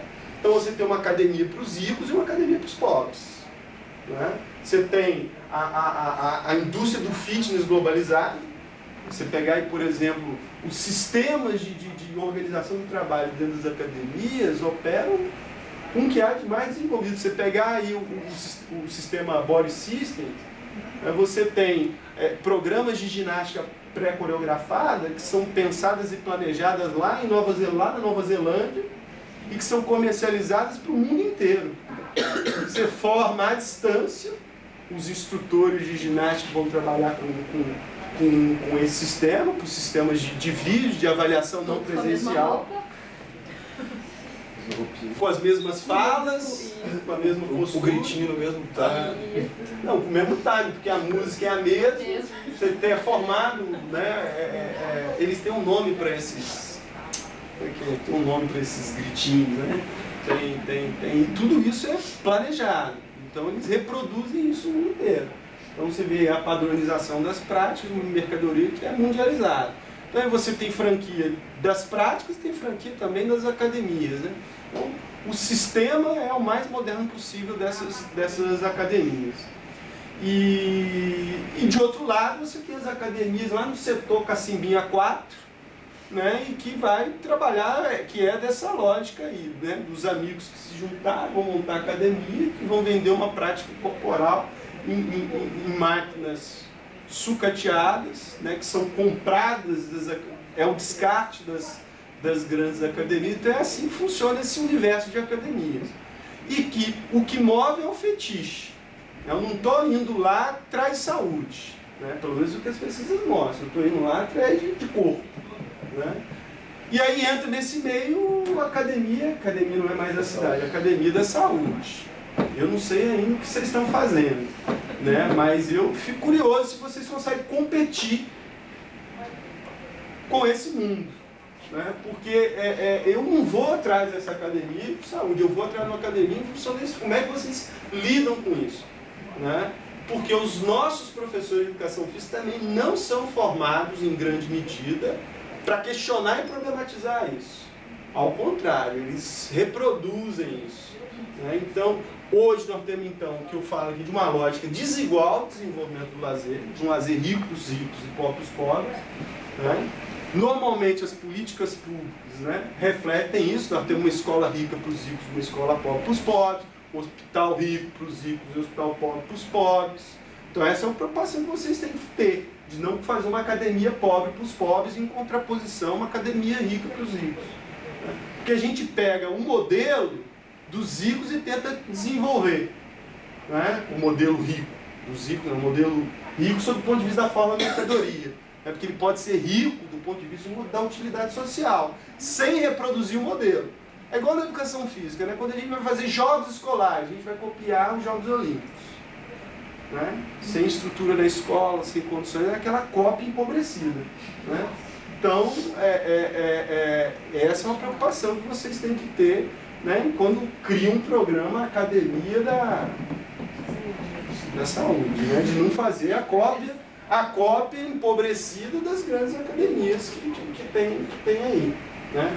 Ou criar um modelo próprio, com utilidade social, que não seja descolado das necessidades humanas, enfim. Esse é o grande desafio. Porque o que a gente tem é isso, então. Né? De um lado, o lazer, ou o êxtase lazer, que vai operar com aquela lógica do tempo fragmentado e descontínuo, que o sujeito precisa do prazer imediato e instantâneo, e que poucos podem acessar, porque essa mercadoria é cara. E você tem no meio o lazer genérico ou o lazer de segunda mão. O lazer de segunda mão é o seguinte: tem um colega que estudou as casas de divertimento em São Paulo. Pubs, enfim, esses discotecas, né? Hoje não é mais discoteca, né? É o que? Discoteca, né? Sei lá. Se eu falar casa de show, é prostituição, né? Então não é também. Então, as grandes casas de divertimento de São Paulo, ele vai mostrar o seguinte, que os caras funcionam com tempo de validade. Compra uma casa num tal lugar, monta essa casa, e aí depois ele desloca esse investimento para uma outra casa. Né? Essa casa anterior, ela não deixa de existir, mas ela vai rebaixar o seu serviço. O que ela tinha ali por um preço, ela vai rebaixar o preço, vai rebaixar a qualidade do serviço. Com isso, aquilo que era fetiche, que era frequentada por uma determinada fração da população, né, essa população sai daqui, migra para outro lugar, é o nomadismo urbano, migra para outra casa, e essa casa então passa a ser habitada. Teve um episódio lá em São Paulo, era o Café Fotô, era famoso porque era prostituição de alto padrão, alto luxo. Aí essa se desloca para uma outra. Aí o Kassab entrou em guerra com o cara lá que era o dono do aeroporto, que era uma casa de prostituição famosa, conhecida. Ele fecha aquela casa por retaliação. As garotas então que trabalhavam ali, elas vão todas pro Fotô. Só que o Fotô tinha todo um regramento de comportamento e tal. Criou um choque e esvaziou o Café Fotô. Foi essa Você coisa. andou frequentando bem. Não frequentava não, mas ficou. O Café Fotô era famoso ali. Tá bem falado, né? E essa foi a polêmica um tempo ali. Nem frequentei não, infelizmente. Estava casado. Então você tem esse. E aí, isso ocorre não é com essa, não, mas com várias práticas de lazer. A ideia do lazer de segunda mão. Né? É o lazer descartado já, o lazer de primeira linha, né, que já foi descartado e que agora é usado por populações de renda inferior. E você tem o lazer genérico. Né? O lazer genérico, você tem o shopping classe A e um shopping que é cópia daquele que tem uma qualidade mais rebaixada. Isso vale para a academia do Cacimbinha 4 em relação à academia aqui do plano piloto. Né? Então você também tem o lazer genérico. E o sem lazer. O sem lazer, não que eles não tenham lazer, mas eles não têm um lazer nessa forma mercadoria, não têm acesso a esse lazer do mercado. Quem são as alternativas, quem são sem lazer? Então são os setores da população que se encontram à margem desse mercado. Né? Agora, as alternativas entre o conformismo e a resistência, de um lado, isso aqui quando eu falava de sem lazer, a turma do campo do lazer me criticava muito, né? Poxa, mas aí você está desconsiderando, né, o churrasco na laje, essa turma, e principalmente a turma da antropologia, então, vinha forte, né, para cima de mim. Olha, o que eu estou chamando de sem lazer, na realidade, é o sem acesso ao lazer nessa forma dominante que é hoje, que é a mercadoria. Tá? Agora, entre o conformismo e a resistência, você tem ainda as permanências desse lazer pretérito. E aí, dessas permanências, né, o que acontece? De um lado, as práticas de lazer espontâneas e verdadeiramente solidárias, e muitas vezes até explosivas, que brotam no cenário das periferias de nossas grandes e médias cidades. Né? Com toda a sua atenção, tecendo vínculos em trabalho, exclusão, inclusão e educação. O movimento rap, então isso são práticas de lazer que têm, né, um sentido de resistência muito forte, com laços e vínculos de solidariedade. Agora, isso é espontâneo. Né? Se isso não tiver apoio de política pública, isso não vai adiante. Isso é contra-racional, né? Mas isso não vai se tornar hegemônico se não tiver apoio de política pública. Né? Essa é uma discussão que eu faço. E de outro lado você tem também o chamado lazer solidário, o lazer filantrópico das políticas focalistas, materializando pelos grandes programas governamentais e não governamentais, tendencialmente inspirados na filosofia de manter a juventude ocupada, balizados pelos princípios quantitativos de eficácia e pensados como uma espécie de redutor dos índices de violência, drogadição e vulnerabilidade social. Então isso acaba reforçando a ideia de um lazer rico para os ricos e um lazer pobre para os pobres. Aí um exemplo que eu já desenvolvi, um pouco das academias que pode estar no meio dessa encruzilhada. Oitava tese, o desenvolvimento do mercolazer que traz consigo, então, um esvaziamento do conteúdo humanizador do lazer. Se eu opero aqui com a noção do Mazedier, o lazer sumiu e hoje o que prevalece é o anti-lazer, né? Que ele via nessa forma mercantilizada, identificava isso o anti-lazer, né? Através de processo de reificação, afastando da possibilidade de ser vivido como uma prática educativa multilateral. O lazer tem esse potencial, desenvolver o sujeito em todas as suas potencialidades, né? A arte, da filosofia, do ócio contemplativo, né? Das práticas corporais, ou seja, do lazer, eu tenho essa potencialidade de formar o sujeito na sua multilateralidade. Frutificadora de uma nova ética, de uma nova estética, assentada numa nova relação entre educação, cultura, alegria e sensibilidade. Então o lazer está cada vez mais afastado disso. A nona tese, que o projeto humanizador de lazer não pode ser confundido com a busca do ócio perdido, desconsiderando a hostilidade do capitalismo ao ócio e sua dissolução em processo, fazendo com que ele, o ócio, subsista isoladamente ou como abstração e referência de valores já alcançados, portanto como referência de uma outra relação possível do homem com o seu tempo disponível. O que acontece aqui muitas vezes? É que quando eu percebo que tudo está dominado no campo do lazer, mercadoria, muitos vão então defender a ideia do retorno ao ócio perdido, né? O que eu defendo é que isso aqui hoje, na nossa sociedade, isso praticamente não existe mais, ócio, né? Ninguém mais tem ócio. Até porque o ócio, ele surge enquanto uma experiência daqueles que não precisam trabalhar, dos senhores, dos homens livres da antiguidade clássica, né? Então ele até se confunde com a experiência do não trabalho. Então o ócio hoje não tem espaço para o ócio na nossa sociedade. As práticas de tempo livre, elas são altamente racionalizadas na forma do lazer. Então o ócio é o espaço da livre criação, da livre contemplação. Então isso praticamente subsiste na nossa sociedade enquanto algo muito residual, né? Alguns artistas, alguns poetas, mas isso, né, praticamente inexiste, né? Agora isso funciona como uma referência às vezes na nossa cabeça, né? Tanto que muitos, às vezes, sonham para o seu lazer essa experiência. Então, é preciso a gente ter claro, olha, isso não adianta olhar para trás. Né? O que o preto velho lá falava, né? O que explica a nossa sociedade é a anatomia do homem, não a anatomia do macaco. Então, aqui nós estamos falando do macaco.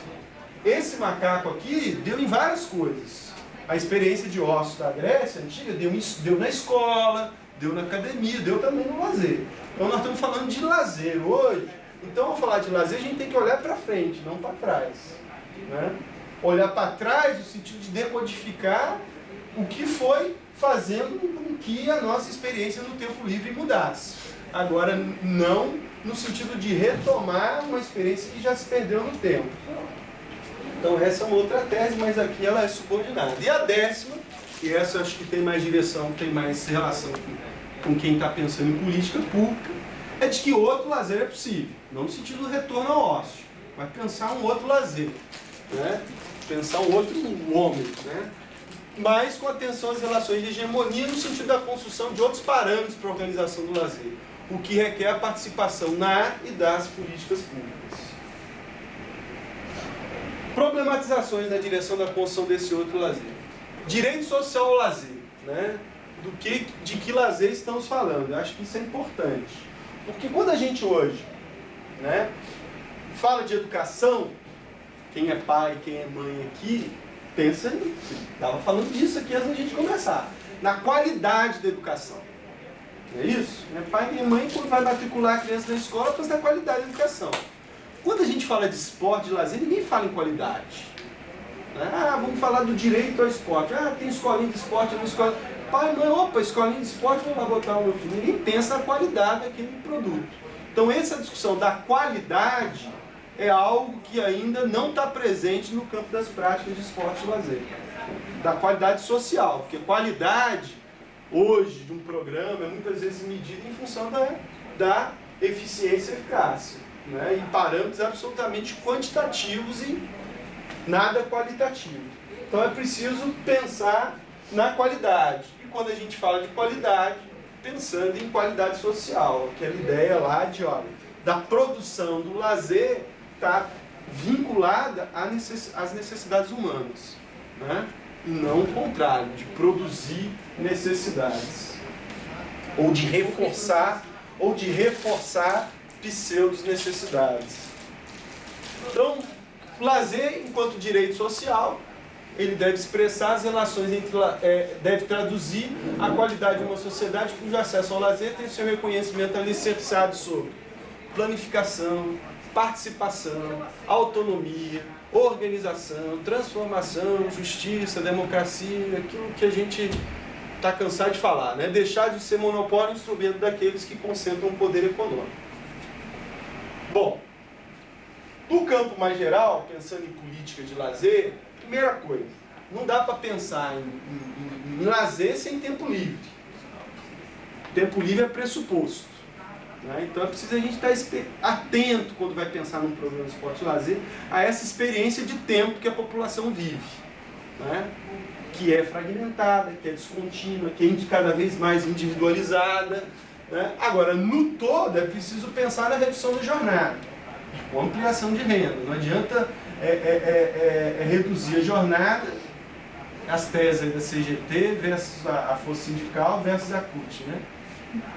Que a CGT e a força é redução de jornada com redução de renda. A CUT redução de jornada sem redução de... né? A CUT tentou botar isso no plano de governo da Dilma, a Dilma recuou, não assumiu, né? Então, redução de jornada não está no horizonte, né? Mas é pressuposto. Ampliação dos direitos de proteção social do trabalhador.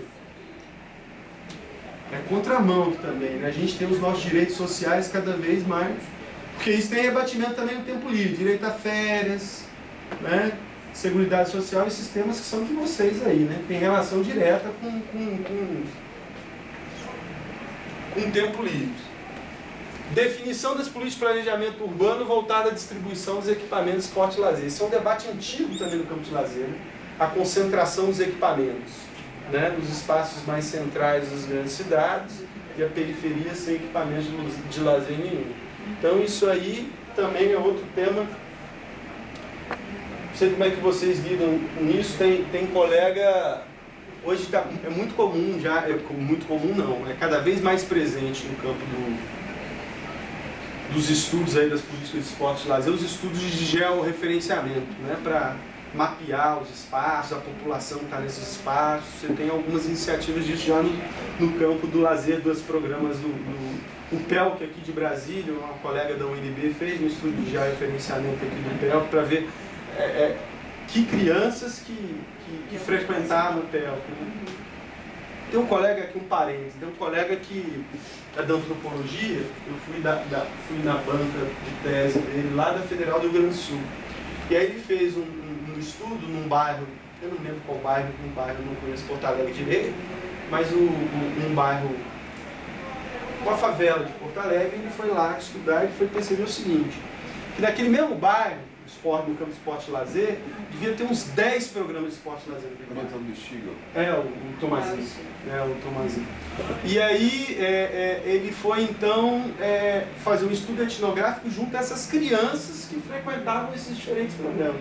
O sentido que elas davam e que as suas famílias davam à participação dessas crianças nos programas, né? Que muitas vezes a gente pensa, ele é ascensão social, virar o Ronaldinho, ou é afastar a drogadição. Nada, o sentido que as famílias davam era, às vezes, do ponto de vista mais imediato, né? Alimentação, ou dessa criança ter ocupação, enfim, né? Agora, interessante aqui mapear, que mapeou isso um pouco, a sobreposição de programas dentro de um mesmo local. Não no campo público, né? Porque tinha igreja ali, tinha associações, fundações empresariais, terceiro setor, tudo isso no mesmo local. Sobreposição é um tema antigo para vocês, mas é legal de como ele vai para dentro, ver como as famílias representavam e selecionavam esses programas, a partir de que referências elas avaliavam e valoravam, portanto, esses diferentes programas que concorriam no mesmo território, né? Ampliação qualitativa e qualitativa dos equipamentos, com financiamento público e gestão participativa. Tem gestão participativa na academia? Tem mecanismo prevendo isso? Atenção para o lazer associativo e privado não mercantil. Aqui, política pública não pode se considerar, por exemplo, tem um estudo que mostra, por exemplo, a capilaridade das ABBs. Né? Estão aí em quase 90% dos municípios brasileiros. E muitas vezes sucateadas. Né? Então é um equipamento não mercantil, né? E que está lá e que muitas vezes o poder público pode estabelecer parcerias. Né? Então, atenção para esse, porque essas associações, os clubes, a partir dos anos 80, eles começam todos a ser sucateados, porque eles vão perder subsídios, né? que o Estado lhes conferia, nessa lógica da desintegração de direitos do Estado Único. Então, atenção para esses equipamentos, em vez de construir outro, acho que muitas vezes a prioridade, né, das políticas de esporte e lazer está em equipamento. E, às vezes o equipamento já está lá, não tem política de animação. Né? Então, acho que vale parceria com esses equipamentos privados não mercantis, principalmente esses baseados no associativismo. Né? Controle democrático das políticas e programas de esporte e lazer, fixando parâmetros e diretrizes para sua avaliação. Não sei como é que vocês lidam com a avaliação, mas no campo do esporte e lazer a avaliação é encruzilhada. Né? A gente não sabe avaliar a política pública. Né? Então, isso é um dilema geral de política pública. Dificuldade de criar instrumento de avaliação. Que instrumento? Não é instrumento, é parâmetro. Eu estou falando em parâmetro e diretriz, porque instrumento unificado para avaliação de programa envolve comunidade. Então, acho que tem que pensar... Mas é um processo também que eu acho que eu entendi o que quiseste falar, eu acho que é uma relação também com ter condições de medir isso, né? Não só de definir parâmetros, mas de ter condições de medir de forma contínua. E o que medir, né? De estruturar um conjunto de referências nesse sentido. Né? E o que medir, né? Porque normalmente a política pública fica muito aprisionada ao quantitativismo, né? Você tem que dar números para as coisas para poder justificar o custo-benefício de estar fazendo aquilo. Esses dias, inclusive, a gente estava discutindo lá no INSEP, fazendo uma competição, né? Por exemplo, os programas tanto PEL quanto no segundo tempo estão completando ano que vem 10 anos. Né? Eu provoquei essa discussão, né? Tenho provocado isso, a gente discutir conceitos, discutir de uma forma mais aprofundada certos temas, né? Momentos como esses, por exemplo, são riquíssimos, que a gente precisa atentar também, não ficar tanto na parte burocrática e gerencial dos programas, né? E fugir de discutir o que a gente quer da política pública do esporte brasileiro. E aí eu comentava justamente isso, os programas estão completando no ano que vem 10 anos. O objetivo que nós tínhamos há 10 anos atrás, quando os programas foram pensados, era Hoje eles não podem ser vistos da mesma forma. E aí, essa análise de resultados, né, do que foi pensado, do que foi executado, e o que a gente quer daqui para frente tem que ser feito. Né? Essa questão de medir constantemente, né, e ter muita clareza sobre o que medir. Né? E ter clareza também que nesse processo que muitas coisas vão mudar. Né? E o que era referência não necessariamente hoje tem que ser. Né?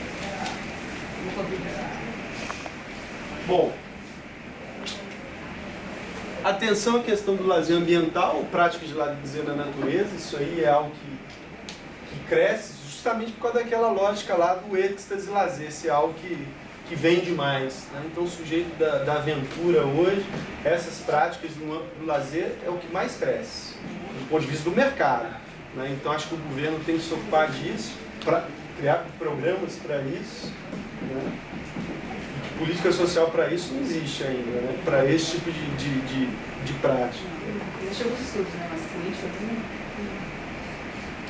também. Atenção à formação do educador social, trabalha com lazer. Aqui, gente, no campo nosso, aqui tem uma polêmica enorme, foi objeto, inclusive, da segunda Conferência Nacional de Esporte, né? Porque nós temos um conselho profissional bastante conservador, né? a ideia de agente trabalhando com esporte e lazer, porque muitas vezes você pega lá no interior, né, do sertão nordestino, lá não tem professor de educação física lá para trabalhar com esporte e lazer. Uma cidade grande também, em São Paulo, mas tem um cara que tem futebol da molecada lá, ele não é do campo físico, ele não vai ser nunca, você vai acabar com aquilo. Professor de educação física, deixa eu só fazer uma correção. Essa palavrinha educador físico é inclusive uma palavra difundida por esse conselho profissional conservador. Que hoje quer se livrar dela. Até aí. Que hoje quer se livrar dela. Professor profissional, né? E acho que a gente é por aí. Professor de educação física. Bom, e eu trabalho com a ideia de educador social na tradição aqui da educação popular. Né? E aí, né, já eu vou falar disso do ponto de vista da pedagogia, porque não há uma política de esporte e lazer progressista sem uma pedagogia correspondente. Né? E às vezes a gente tem descuidado disso. Né? A gente cria toda a estrutura, cria um programa, uma política, né? Cria lá o PEL, que cria lá o segundo tempo, mas lá no chão da quadra, né? A gente não está nem aí para o que esse educador social faz lá, do ponto de vista pedagógico, ao tratar o conteúdo do esporte. A gente não está nem aí o que esse sujeito que está lá na academia faz do ponto de vista pedagógico ao tratar com a ginástica, que é o que ele trabalha lá. As dificuldades do dia a dia, né? Então, um outro lazer ele cobra a política econômica e política social, né?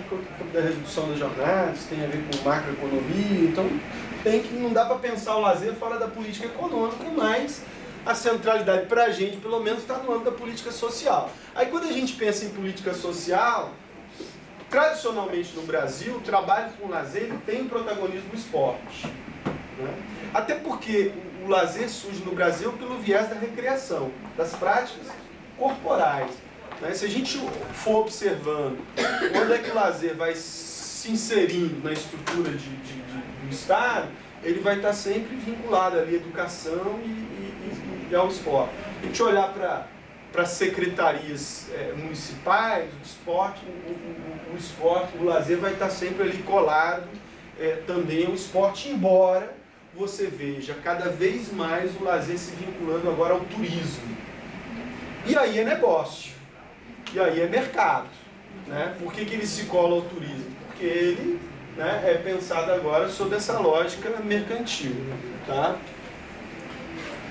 E a qualificação de políticas de lazer, então, das políticas Eu quando estava escrevendo a tese, eu vi uma entrevista Diz que é senador do Acre, que foi governador lá. Aí eu ouvi ele falando da ideia de florestania, né? A ideia da apropriação cidadã da floresta. Eu gostei desse negócio aí. Aí passei a chamar de lazerania, né? Achei aqui que estava até o nome de um programa, né? E deu, né? Da Prefeitura de Belém criou lá um programinha lá de Caravanas da Lazerania. Né? A Beth, né, lá da Pena, que era um governo Beth Gomes lá do governo de direita até a raiz. Puxa, mas ela era parte, porque ela era bailarina, ela era toda. Eu pensei, esse negócio vai dar, não, eu vou patentear, pensei assim. Aí a Beth Gomes se apropriou, não, beleza, Beth, vai lá. E agora, essa perspectiva de lazer e cidadania cobra, então, o programa cobra pedagogia. Aí, então, mais para trás ainda, eu vou voltar aqui na minha dissertação de mestrado, né, que deu nesse livrinho aqui, Lazer como Prática da Liberdade. Eu, antes de ser professor da UNB, eu era professor da Federal de Goiás. E aí o governo PSDB, Nion Bernard, chamou lá a Federal de Goiás para, olha, férias, meninada na rua, vocês precisam ocupar essa criançada e tirá-las da rua. Então, chamaram a universidade para desenvolver um projeto de extensão voltada à criançada de rua. Né? Aí o diretor da faculdade me chamou e encomendou esse projeto. Olha, vamos tocar, tem bolsa, aí a gente criou um projeto de extensão, né, voltado ao atendimento das crianças e adolescentes em situação de risco pessoal da rede de proteção, né, de Goiânia, que eram 4 unidades. Né, uma voltada a meninos de rua, outra voltada a meninas de rua e outros voltada a meninos na rua, né? Outras 2 unidades. Uma mais para tirar a criançada do trabalho informal e inserir eles no trabalho formal, né? Então eram 4 unidades e a gente tinha um projeto lá de esporte e lazer nessas unidades. E aí a gente desenvolveu uma metodologia ou uma pedagogia para trabalhar com as manifestações no campo do esporte e lazer, né, nessas unidades. E inspirados, né, na pedagogia freiriana ou na educação popular inspirada lá no método Paulo Freire de alfabetização de jovens e adultos. Né, na ideia de que a criança e o adolescente, ao jogarem futebol, mais que jogarem futebol, pudessem ler o mundo e a sua própria realidade a partir do futebol, crítica e criativamente. Então a gente desenvolveu uma metodologia para isso, né? E depois, no meu mestrado, eu sistematizei essa experiência e que foi publicada nesse livrinho aqui, lá da editora do UFG, Lazer como Prática da Liberdade. Então é uma experiência que parte de temas geradores, a ideia de temas geradores que são significativos para um determinado grupo ou comunidade, e que o esporte, o lazer, portanto, essas práticas, elas têm enquanto mote a tematização desses aspectos da realidade que são mais significativos para essa população, no sentido de agregar a essa população novos elementos de leitura, de capacidade de abstração dessa realidade com que eles lidam todo dia. Acho que não tem muito sentido detalhar como é que isso funciona, como é que a gente constrói uma aula de futebol, por exemplo, por temas geradores, né? É possível. Dá para construir uma aula de ginástica também nessa direção. Serve para o PSE, né? Para aquela cartilha ali. Vocês estão vamos pensar isso. Então, assim, nesse livro, então, tem essa perspectiva, assim, não é um modelo, não é uma fórmula, mas é uma experiência. É uma experiência que a gente desenvolveu lá e que eu acho bastante legal, porque no campo da educação física a gente tem muito debate sobre novas metodologias de ensino, mas voltados para o ensino na escola, né? Então, como tratar as práticas corporais, o esporte, o lazer, no ambiente não escolar, né? Então, que é um outro tempo, é uma outra lógica de organização do tempo pedagógico, né? É um outro público ou população. Então a gente com essa experiência a gente avançou nessa direção, né? Então e foi beber em outras fontes, né? Porque o lazer no Brasil ele foi influenciado pela França, né? Pelo Dumas Rigier, é a animação sociocultural, né? A grande corrente que orienta aí E a animação, na realidade, é um modelo organizativo, ela carece também de pedagogia, né? A ideia da estrutura piramidal também é um limite, enfim, né? Então, nessa perspectiva da educação popular, a gente então sistematizou uma proposta pedagógica, que eu acho que é algo também que as políticas carecem, né? Seguindo aí, né, o que o Paulo Freire falava, né? São as exigências aí da pedagogia da autonomia, né? Que exige pesquisa, respeito aos saberes educandos, criticidade e bom senso, ética e estética, consciência do inacabamento, curiosidade, alegria e esperança, competência e generosidade, saber escutar e ter disponibilidade para o diálogo, reconhecer que a educação é ideológica, tomada de consciência de decisões e sensibilidade social, acima de tudo, compromisso político. Então, a disposição inicial que eu tinha para fazer era essa, né? Eu adiantei antes que a interface com a saúde ia ser bastante limitada, né? acho que a gente pode fazer isso a partir das inquietações, das problematizações que se quiserem falar também um pouco do que vocês estão fazendo para a gente ampliar o diálogo.